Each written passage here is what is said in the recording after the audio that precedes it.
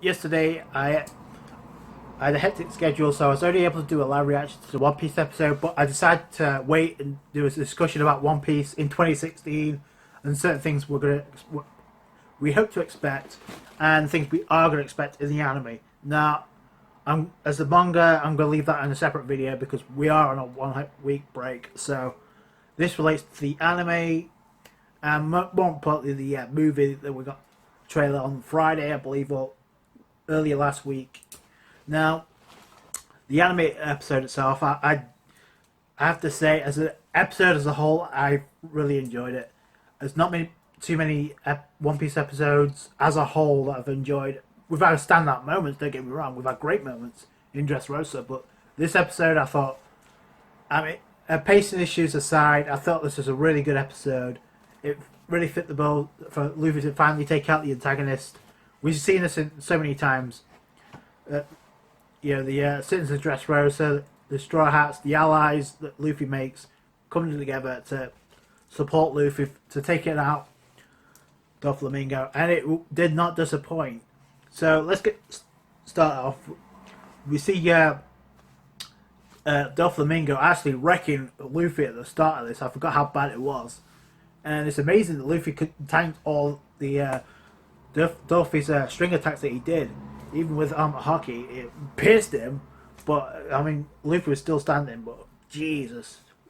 And then there's this one attack I thought was great, where you see Doflamingo uses his white strings again, the awakening devil strings. It actually looks like a flamingo wings. I said that during the live reaction. That's pretty cool. And then he uses the parrot strings to manipulate Luffy, but then he's having a flashback with Rayleigh, which I thought was great because it actually brings up something I'm going to mention about the movie in a bit. Apparently he's got coming up a way with utilising another attack in Gear 4 that actually, because he was training with the animals during the time skip and he went Gear 4, but he said he needed a new technique to actually work that doesn't drain his hockey. And what he does, well, I thought it was actually it looked stunning as hell. Even though when Luffy went back into Gear 4, they do use the animation. But like I said, I get why they had to do that, because obviously they have to save the budget for the last clash between Luffy and Luffy, which looked amazing. So I kind of let that. You can let that go. Luffy used his gear. I think he uses a combination of Gear 3 whilst in Gear 4 because his muscles even expand to like an elephant gun type of deal, where he's coming at him with the attack, and obviously Doflamingo uses spider web. I'm surprised. I said this. A lot of people said this during the manga. He didn't use armor hockey around that. I don't think it would have mattered anyway, but maybe it would have turned a few things here and there. But obviously breaks for. He uses the. I think Dorothy uses string abilities to pierce through the knuckles of Luffy, but even though it's rubbery and hockey, that's kind of impressive. But it didn't matter because Luffy just sheer force alone, and the collision they had. Oh man, the shockwaves don't even get me started. You can see it from outside the island with the water eruptions and shit. I thought it was great. And you see everybody cheering on Luffy, all the Straw Hats, the Coliseum fighters, and everybody said, take this dude out. And boy, did he ever.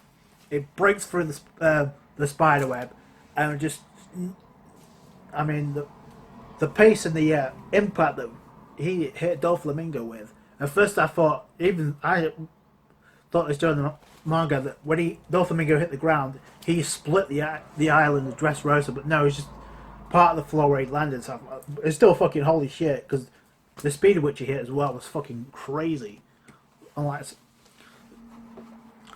then obviously Doflamingo's glass is shattered. We don't get to see his face, which, not to spoil anything, the manga we still haven't seen. So yeah, that's just the way it is. The aftermath of the Doflamingo Luffy fight. After that, I think we got the Sabo Burgess deal to deal with, and then maybe after that, because we do got a couple of decent fucking reveals before Dressrosa ends. So you're probably going to get a review from there on, and maybe a reaction down the road. And that brings me to my other point. Like I said, I think we do at least from additional stuff into a new opening, if not soon. Revelations coming up. Plus, we got pretty soon. We got a new arc coming up. So unless we have a bunch of filler episodes after the Dressrosa, yeah, I'm pretty sure we're due for a new opening. The second thing that brings me up to is the movie, obviously the trailer. Now I did do a breakdown and reaction, but there's certain things that covered that I didn't actually bring up in the breakdown. Now, number one, I don't know if you noticed that actually we do get to see Sanji and Zoro get to shine. We get to see, like I said, the visually and the way it's centered around Las Vegas, it looks amazing. The thing I like about this is it's a lot different from other movies that we've seen. And I've said this before, it may actually turn out to be the best thing, because usually it's something that's different and it's not out, is sometimes out of place, can usually be the best. Now, I do have a couple of things. Number one, we get to find out the guild, I think it is, guild, or guild, whatever you want to pronounce it, his devil fruit ability of the gold fruit. Obviously, I thought it was a Logia at one point, but then when we was using it to hold up Nami, Usopp, Chopper's, and I don't know why he's dressed up in a cow outfit. And I think at the end, if you look carefully, it looks like Robin. But if you look closely, I thought there was some corrosion appearing on the face of Nami and Usopp, but no, it looks like they're being turned to gold or something. So, it always looks like a Paramecia type of deal, or maybe some treble type of deal. It can affect the surroundings. It's not too far-fetched, actually, because we've seen, Bo Hancock can turn people to stone, so turn into a plot device for Luffy. They'll go up against this guy in a one-on-one fight. Now,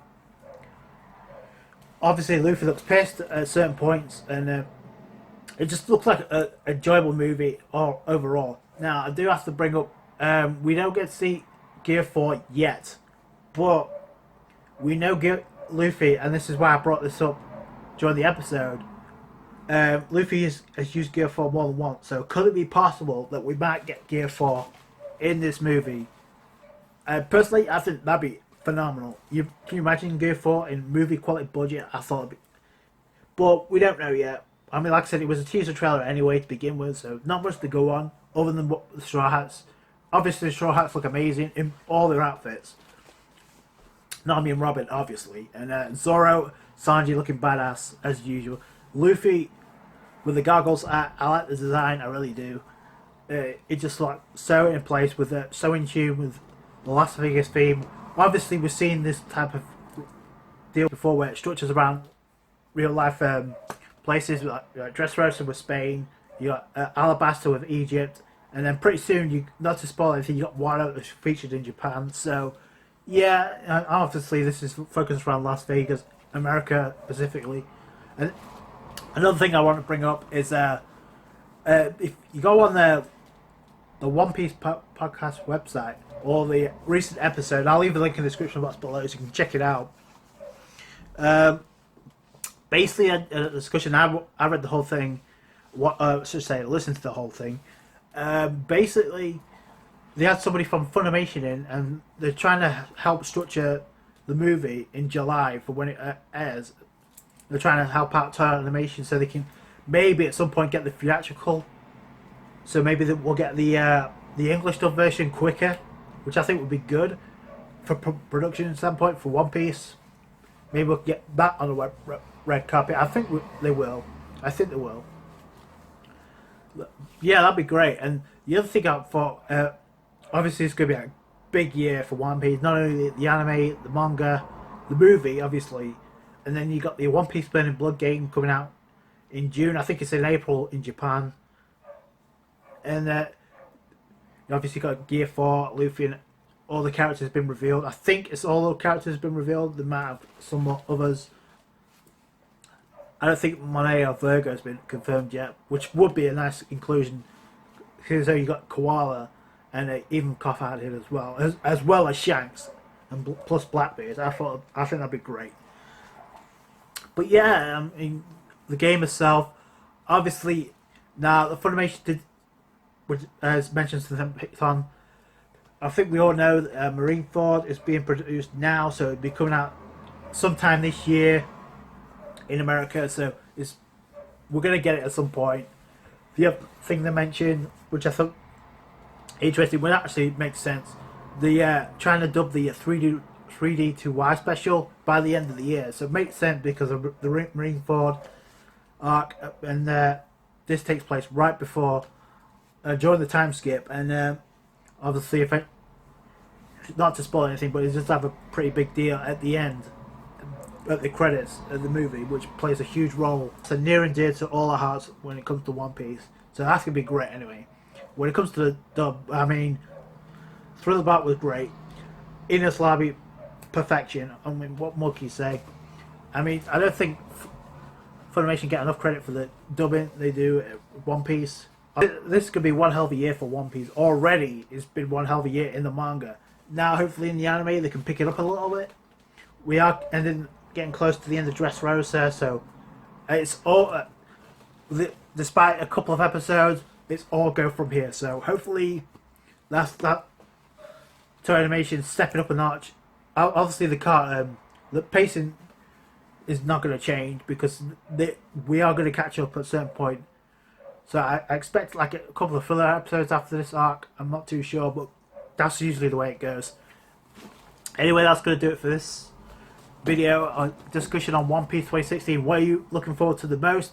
Personally, it's the tie between the movie and honestly now the manga, because crazy shit's really happening.